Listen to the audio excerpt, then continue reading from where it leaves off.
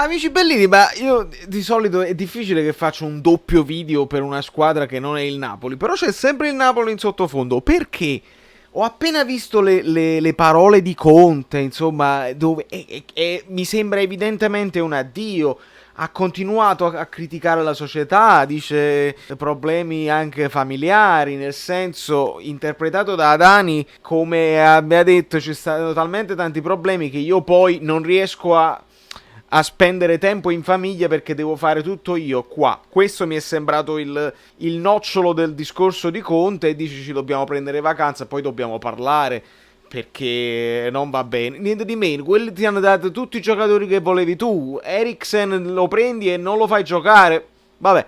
Poi nello specifico il discorso, il giudizio su Conte lascia il tempo che trova, nel senso che io non so, non posso giudicare. Non mi piace l'idea del 3-5-2 alla Mazzarri perché mi sembra un calcio vecchio, perché sei legato alla vena degli attaccanti senza avere uno sviluppo di gioco armonioso, sinceramente. Noi siamo a volte l'eccesso opposto, nel senso che se loro decidono Gagliardini Barella con Brozovic dietro è tutto muscolare, noi invece con Zielinski e Fabian a volte ci manca filtro e sono quasi troppo uguali e ce la passiamo tra di noi. Ecco, una via di mezzo no? Cioè Zielinski Barella o nel caso loro Fabian Gagliardini, per dire, no? Potrebbe essere un'idea. Ma il punto che ci porta a parlare di Conte adesso è che, ma mo la butto là così, ma giusto perché voglio essere il primo, poi non succede, non succede. Ma se l'Inter, dovendosi privare di Conte perché se ne va o lo licenzia per giusta causa per aver smerdato la società, si prendesse Sarri, guardate la faccia dello sgomento. Perché poi si aprono una serie di intrecci incredibile.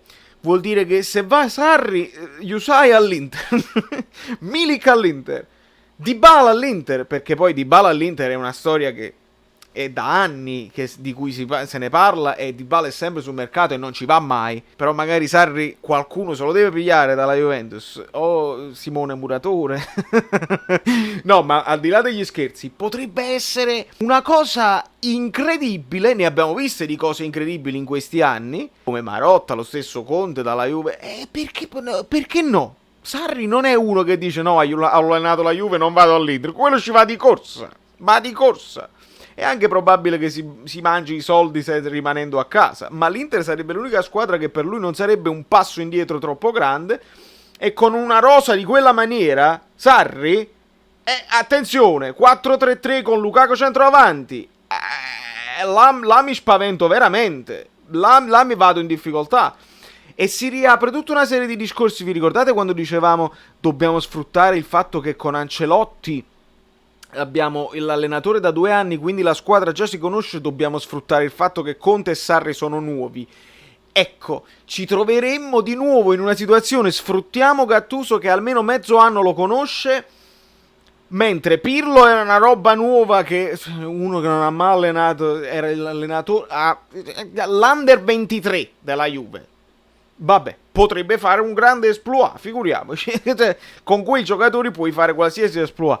Però abbiamo il dubbio, come avevamo il dubbio Sarri, alla fine è venuto un po' meno il discorso Sarri alla Juve. E il discorso Conte all'Inter anche era il primo anno, si devono mentalizzare, eccetera, eccetera. Alla fine l'Inter è arrivato a un punto dalla Juve e in finale di Europa League dopo aver fallito la Champions, bisogna dirlo, perché ci arrivano in Europa League perché hanno fallito malamente la Champions.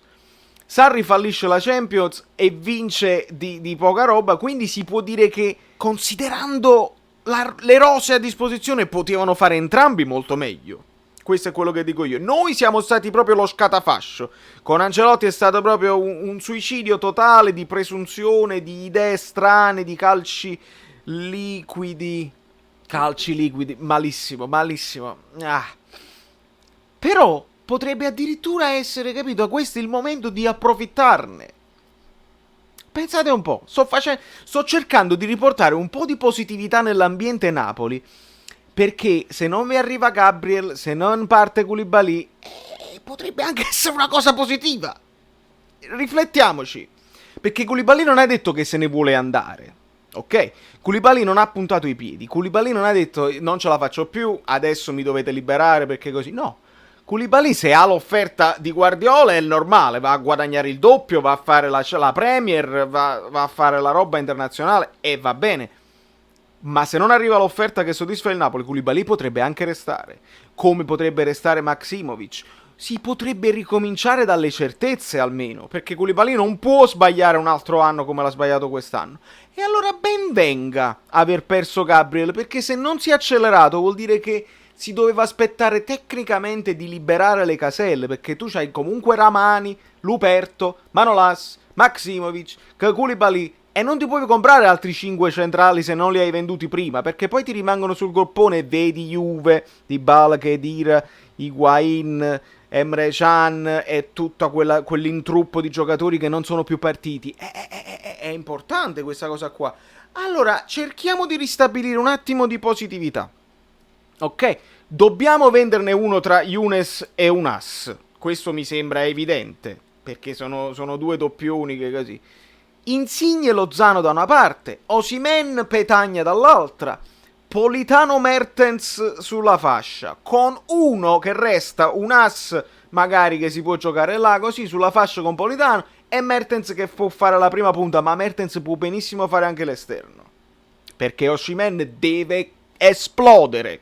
La stiamo guardando a livello positivo. Io sono preoccupatissimo, lo sapete dagli altri video, che sono super preoccupato. Però, se arriva un giocatore che sostituisca Allan, perché credo sia l'unico che veramente è in lista di partenza perché se ne voleva andare lui, più un minutaggio a Elmas, quindi alterniamo Zelinski-Fabian e risolviamo quel dubbio tattico lì, con Dem e Lobotka che si possono alternare. Ragazzi, sono freschi questi giocatori qua. Non possiamo bocciare Politano, non possiamo bocciare Dem e Lobotka. Li abbiamo appena comprati. Fate conto che li abbiamo comprati quest'estate e hanno già conosciuto l'ambiente Napoli, quindi vantaggio.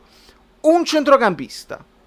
Ok, un centrocampista che possa far rifiatare questi qua e più un minutaggio a Elmas che sta crescendo. In difesa Di Lorenzo confermato, Malqui magari torna, ma si può confermare anche Yusai, perché è affidabile, è un riserva. Dobbiamo comprare solamente un centrocampista e un terzino sinistro, perché Gulam non ti puoi affidare. E anche rimanendo così, che sarebbe una tragedia perché si parlava di rivoluzione, devi risolvere terzino sinistro di riserva o migliore di Mario Rui, il centrocampista di riserva, attenzione, e la situazione Meret dei portieri. Dopodiché lottiamo per lo scudetto. Non credo, ma dico lottiamo per lo scudetto semplicemente se l'Inter di Conte, che in questo momento la solidità che aveva dimostrato me la faceva diventare quasi favorita insieme alla Juve, perché la Juve con Pirlo è tutto da vedere. Mo stanno pumpando stu fatte Pirlo perché Pirlo è il maestro. E ha già capito il maestro, ma il maestro in campo. Poi devi vedere se ha le qualità per fare l'allenatore, le idee, l'esperienza. Ne farà errori Pirlo, oppure Pirlo scende dal cielo, indovina tutte le sostituzioni, indovinano la campagna acquisti. Noi ce la dobbiamo vedere con Roma, anche Lazio, eccetera, eccetera. Però che ne sai? Che ne sai? Da New York un estremamente positivo e sognatore Valerio Fluido è tutto. Non so perché mi è venuta questa botta di positività. Forse sentire il pianto di Conte mi ha ispirato questa cosa a dire io preferisco Gattuso sotto un certo punto di vista, sia per idee di gioco, per impostazione di gioco, perché sto 3-5-2 sì è solido, ma abbiamo visto Guardiola con quei giocatori quando va di 3-5-2 come soffre. E allora può essere che è una roba vecchia. Io parlavo anche con Andox, questo 3-5-2 puzza di abbruciaticcio, puzza di stantio.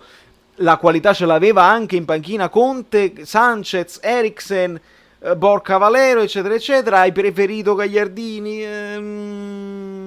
Mazzarri, i tempi di Mazzarri sono finiti, ragazzi. Andiamo a fare bel gioco, proposizione di gioco, poi ci difendiamo quando sono più forti. E mi va benissimo, abbiamo dimostrato di saperlo fare e di poterlo fare. In Coppa Italia contro Lazio, Inter, Juve, facendo risultato portando a casa la Coppa. Quindi si può fare. E con il Barcellona un'ottima partita di andata, con dubbio che potevamo fare pure di più nel ritorno. Quindi il fulcro, il succo è questo. Fatemi sapere se sono impazzito sotto nei commenti oppure se chi lo sa.